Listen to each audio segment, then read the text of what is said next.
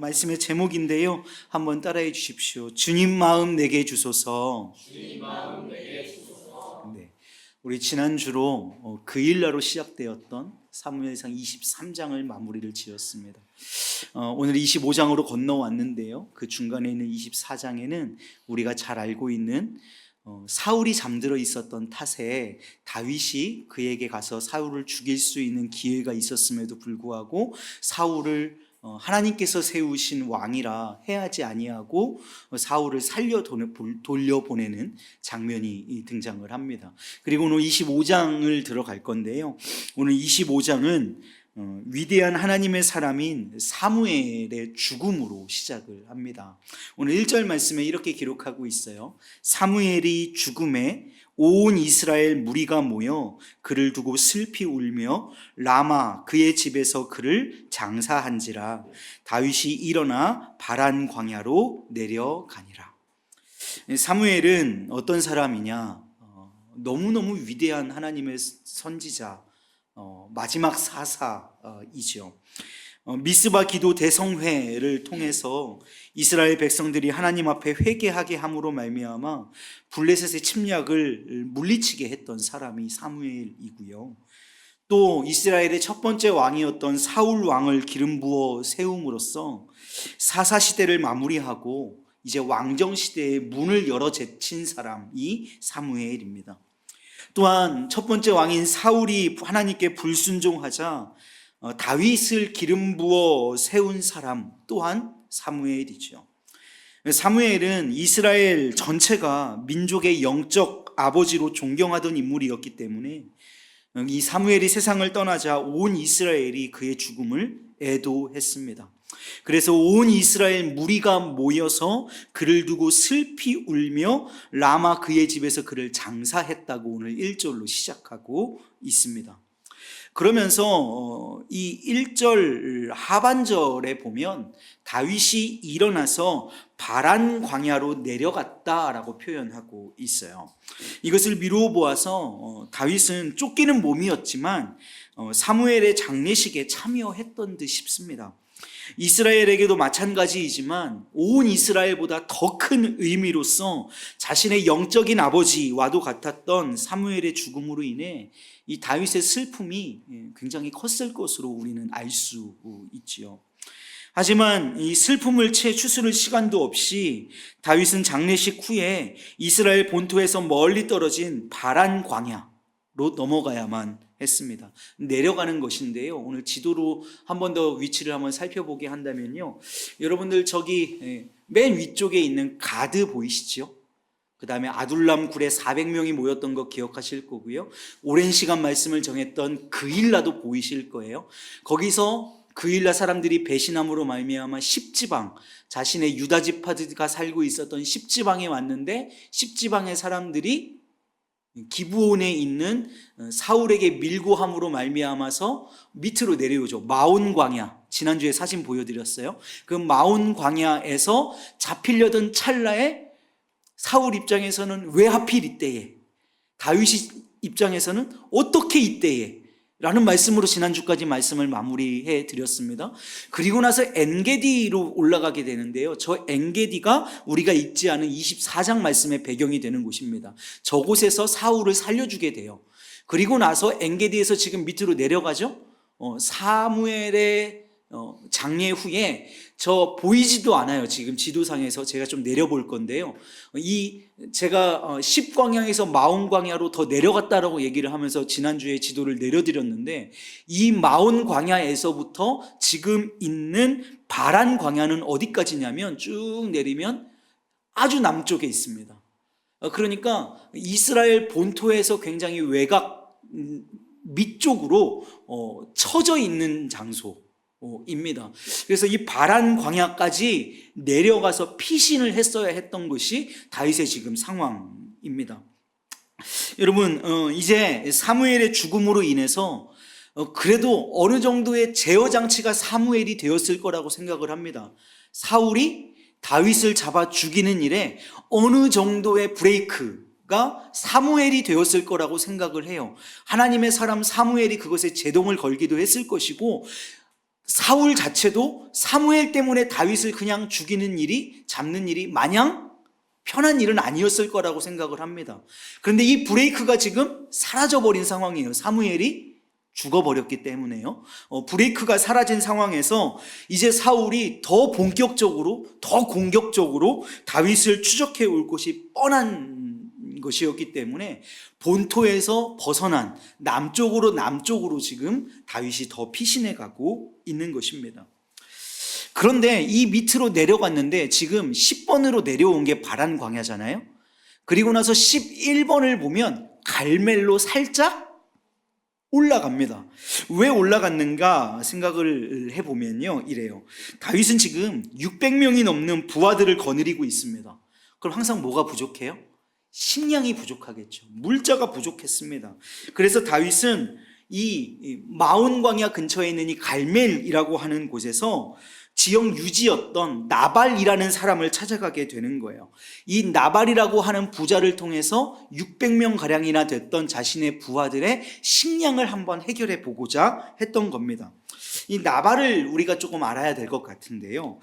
나발은 오늘 성경에 2절 말씀에 이렇게 기록하고 있어요. 마온에 한 사람이 있는데 그의 생업이 갈멜에 있고 심히 부하여 양이 몇 마리? 3,000마리, 염소가 1,000마리, 목축업을 했던 사람이에요. 그가 갈멜에서 그의 양털을 깎고 있었다. 이 양털을 깎는 게 굉장히 중요한데 이게 양털 깎는 날은 그 지역에 잔치가 일어나는 날입니다. 그러니까 잔치가 벌어진 거예요. 그래서 그냥 무턱대고 그 지역에 가가지고 우리 먹을 것 좀 내놓으시오 한 게 아니라 큰 잔치가 벌어져서 외딴 낯선 사람들이 가도 그 사람을 융숭히 대접하고 기쁨으로 그 사람들을 먹이고 살피고 했던 때가 이 축제, 양털 깎는 축제가 일어나던 때에 일어나는 일이었습니다. 그 지역의 가장 큰 부자였던 이 나발이 이런 잔치가 벌어지는 이때가 되니까 다윗이 나발에게 자신의 소년들 10명을 보내서 우리가 이러이러한 상황 가운데 있습니다. 그러니 우리에게 먹을 것을 조금 베풀어 주십시오 라고 얘기를 하는 장면이 오늘 본문이에요. 그런데 우리가 조금 자세하게 한번 살펴보자고요. 다윗이 나발에게 어떻게 전하느냐 하면 이렇게 전하고 있어요. 7절에 내가 양털 깎는 자들이 있다 함을 이제 내가 들었노라. 내 목자들이 우리와 함께 있었으나 우리가 그들을 해하지 아니하였고 그들이 갈멜에 있는 동안에 그들의 것을 하나도 잃지 아니하였다. 이 말은 뭐냐면 우리가 그들의 것을 도륙할 수 있었다. 그런데 도륙하지 않았다. 지켜주었다. 그리고 오히려 다른 사람들이 빼앗으려 하는 것을 우리가 오히려 당신의 목축하는 사람들을 우리가 지켜주었다. 그런데 우리가 이런 모든 것을 지켜주었음에도 불구하고 우리가 생색내려고 하는 것이 아니라 축제날이 되었으니 우리에게 먹을 것을 조금 주면 어떨까 하면서 다윗이 굉장히 자신을 낮추었고 나발을 높이면서 부탁을 합니다. 그 장면이 어디에 나오면요 8절에 나와요. 8절에 보면요 우리에게 먹을 것을 좀 주십시오 라고 얘기하는데 지금 나발 당신을 나의 아버지처럼 여기겠습니다. 나는 당신의 아들에 불과합니다 하면서 당신의 손에 있는 대로 줄 수 있는 대로 내 종들과 당신의 종들과 나의 종들과 나 아들 된 다윗에게 이것들을 조금 주십시오 이렇게 얘기하는 거예요. 지금 다윗이 굉장히 겸손하게 얘기하고 있는 거죠. 아무리 나발이 실제로 나이가 많다고는 했지만 이스라엘 전군을 호령하던 다윗이 부하들을 먹여 살리기 위해서 지금 조금 자존심을 내려놓은 모습이에요. 자신을 아들이라고 표현하고 나발을 아버지로 표현하는 것은 자존심 버리고 굉장히 겸손한 모습으로 나발 앞에 다가가고 있는 것이죠. 여러분 나발의 양들을 지켜주었어요. 또 겸손한 마음으로 자신들의 군사들을 보살펴 줄 것을 나발에게 다윗이 요청했어요. 여러분 그럼 우리가 기대하는 나발의 응답은 뭐예요? 그렇게까지 우리를 도와주셨군요. 그리고 당신이 나를 아버지라고 부르시다니요. 당신은 골리앗을 쓰러뜨리고 블레셋과의 여러 전쟁에서 승리하신 위대한 장군이신 다윗이 아닙니까? 어서 사람들을 데리고 우리 가운데로 오십시오. 이 축제를 즐기십시오 해야 우리의 기대에 맞을 것 같잖아요. 그런데 이 나발의 응답은 우리가 기대하는 것과는 조금 다른 모습이었습니다. 3절 말씀에 보면 이 나발을 이렇게 표현합니다. 완고하고 행실이 악한 자라고 표현을 해요. 거기에서부터 이 나발의 어떤 응답이 있었을 것인지를 우리가 알 수 있는 대목이죠. 뭐라고 얘기하냐면 10절 말씀 보세요. 앞에 나오거든요. 10절 말씀에 이렇게 기록합니다. 나발이 다윗의 사환들에게 대답하여 이르되 다윗은 누구며 이새의 아들은 누구냐 이렇게 얘기해요. 이게 뭐냐면요, 여러분, 골리앗 쓰러뜨리고 왕의 사위가 되고 블레셋의 여러 군대를 물리쳤었던 이 다윗을 나발이 과연 정말 몰라서 다윗이 누구고 이새의 아들이 누구냐고 되묻는 것일까? 여러분, 그거 아닙니다. 지금 너무 다윗을 잘 알고 있으면서도 당시 도망자 신분으로 쫓기고 있던 다윗을 모욕하기 위해서 너 누군데? 지금 이렇게 반문하고 있는 거예요. 그러면서 이어서 또한 이렇게 얘기해요. 요즘에 각기 주인에게서 억지로 떠나는 종이 많도다. 이 종은 주인의 소유물이죠. 소유입니다. 그런데 그래서 주인의 허락 없이는 종이 주인을 떠날 수 있어요, 없어요? 없어요. 근데 마음대로 떠난다는 거예요. 그럼 여기 이렇게 빗대어 볼 수 있는 거예요. 주인은 누구예요? 사울이에요. 종은 누구예요? 다윗이에요. 그러면서 주인을 사울로 이게 추앙시키고 다윗을 종으로 이렇게 낮추어 부르면서 너 사울 떠나서 떠돌이 생활하는 거 아니냐. 이 말을 봤을 때 지금 다윗은 누구며라는 말이 맞아요? 다윗을 알고 있는 거예요. 알고 있으면서 지금 주인에게서 떠나서 떠돌이하는 너를 나는 알지 못한다 이러면서 다윗에게 모욕을 주고 있는 것입니다. 이제 다윗의 심부름을 갔던 이 10명의 어린 아이들이 다윗에게 돌아왔어요. 그리고 나서 나발이 다윗에게 했던 말들을 그대로 전합니다. 여러분, 다윗의 분노가 머리끝까지 치밀어 올랐습니다. 시쳇말로 하면요, 꼭지가 돌았어요. 즉시로 휘하에 있던 600명의 부하들 중에 몇 명을 무장시키냐면요, 400명을 무장을 시킵니다. 전 군력의 3분의 2를 무장을 시키고 나발이 있는 곳에 가서 나발의 온 가족들을 다 죽이겠다, 그 족속을 멸절시키겠다라고 이야기합니다. 13절 한번 읽어볼게요. 다윗이 자기 사람들에게 이르되 너희는 각기 칼을 차라 하니 각기 칼을 차매 다윗도 자기 칼을 차고 400명 가량은 데리고 올라가고 200명은 소유물 곁에 있게 하니라. 지금 600명 중에 400명 군사 이끌고 그 일나며 사울에 추격되며 다 물리쳤던 아주 정예 병력을 데리고 나발의 족속을 진멸하려고 오늘 군대를 일으키는 장면까지가 오늘 우리가 읽은 본문의 내용입니다. 여기까지 설명드리려고 이렇게 스토리를 쭉 이어왔습니다. 여러분, 오늘 말씀을 조금 정돈하면서요, 우리 이렇게 묵상해 봤으면 좋겠어요. 여러분, 지금 다윗의 눈에서 불이 일어나고 있어요. 이 다윗은 이미 분노로 이성을 잃어버렸습니다. 정신을 놓아버렸어요. 이제 이대로 가면 나발의 집은 불바다가 될 것이 뻔한 일입니다. 그런데 이 다윗이 지금 이렇게까지 분노하고 있는 장면이 여러분 조금 낯설죠. 다윗의 분노가, 오늘 말씀을 준비하면서도 이 다윗의 분노가 굉장히 낯섭니다. 왜냐하면 이때까지 다윗은요, 자신을 배신했던 그일라의 백성들이나 자신의 동족임에도, 자신의 같은 지파임에도 사울에게 자신을 밀고 한 10지방의 유다 지파 사람들에 대해서도 그 어느 것으로도 보복하지 않고 그들을 조용히 떠났기 때문이에요. 또 24장 말씀 우리가 보지는 않았지만 24장에 자신을 그토록 죽이려 하던 사울왕을 죽일 수 있는 절호의 기회가 생겼을 때도 사울왕을 죽이지 않고 용서하고 놓아 보내주기도 했던 다윗이잖아요. 이 분노하고는 조금 거리가 먼 것 같은 사람이 다윗인데, 오늘 자신이 음식을 구청했으나 그것을 거절했던 이 사람에게 아무것도 아닌, 그 전에 있었던 배신들에 비하면 아무것도 아닌 일인 것 같은 이 나발의 일에 너무나도 극심한 분노를 느끼고 있는 것이죠. 여러분, 물론 때마다 다윗이 순해서라든지 화가 없었기 때문에 그랬던 것이 아니라 그 마음속으로는 늘 갈등이 있었지만 그래도 다윗은 자신의 감정을 절제하고 하나님의 용서를 실천하는 너그러운 사람이었음을 우리는 말씀을 계속해서 보면서 알 수 있어요. 그러던 다윗이 왜 이번에는 이렇게 무섭게 분노하면서 나발뿐만 아니라 그 집안 전체를 멸절시키려고 하고 있는 것일까? 저는 우리가 읽었던 그 10절 말씀에 나오는 이 다윗이 누구냐라는 말로 다윗의 자존심을 짓밟았기 때문은 아닐까 하는 생각을 합니다.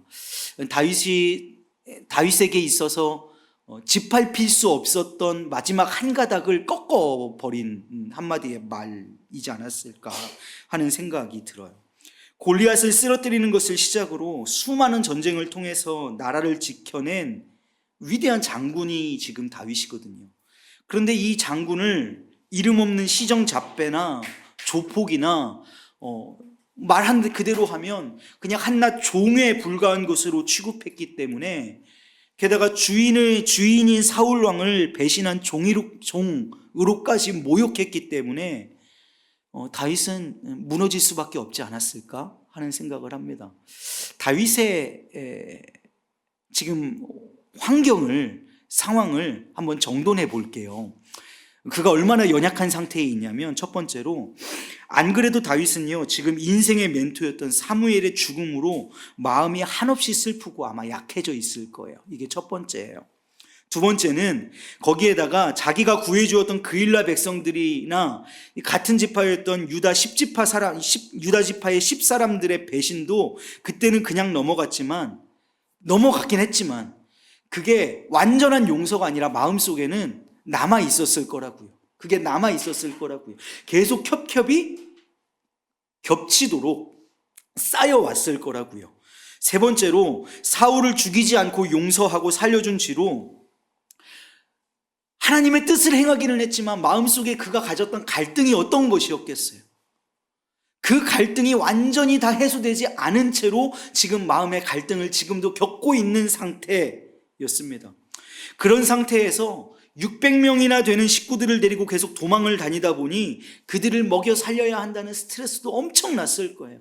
지금 계속해서 궁지로 몰려들여서 몸도 마음도 다 지치고 피곤해서 이제는 다 놓아버리고 싶다는 마음이 들기 직전인, 하나만 꺾여지면 다윗이 쓰러질 것만 같은 상황에 다윗이 놓여 있었단 말이에요. 거기에 나발이 탕 하고 다윗을 쳐서 마지막 하나 남은 그것을 깨뜨려 버린 거죠. 그러니까 그동안 잘 참아왔고 그동안 잘 견뎌왔던 다윗이 팍 하고 꺾여버리는 순간이 오늘 우리가 보고 있는 겁니다. 그리고 다윗이 분노를 쏟아내게 되는 거예요. 여러분, 우리도요 다윗과 마찬가지죠. 우리도 몸이 지치고 마음이 지칠 때 우리의 자존심을 건드리는 사람에게 참지 못하고 폭발하는 경우가 너무나 많죠. 여러분, 그런데요 오늘 말씀은요, 성경은 아무리 화가 났다고 해도 적군도 아닌 같은 유다 지파의 사람 한 가문과 한 마을 전체를 죽여서 보복하겠다라고 하는 이 다윗의 결심을 옳은 곳으로 말하고 있지 않습니다. 화가 나는 것 자체는 인간이기 때문에 어쩔 수는 없는 일입니다. 하지만 성경은 우리가 분노를 통제하지 못하면 화를 입는 것이라고 경고하고 있습니다. 에베소서 4장 26절 27절 말씀 우리에게 이렇게 말씀하고 있거든요.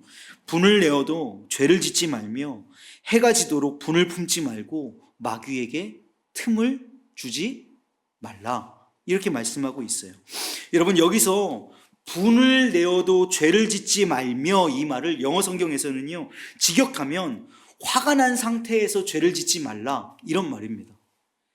그러니까 성경은 화가 난 상태에서 죄를 짓는 것, 화가 난 상태에서 어떤 말을 하는 것, 화가 난 상태에서 어떤 결정을 하는 것을 조심해라, 그렇게 하지 말아라, 이렇게 얘기하고 있는 거예요.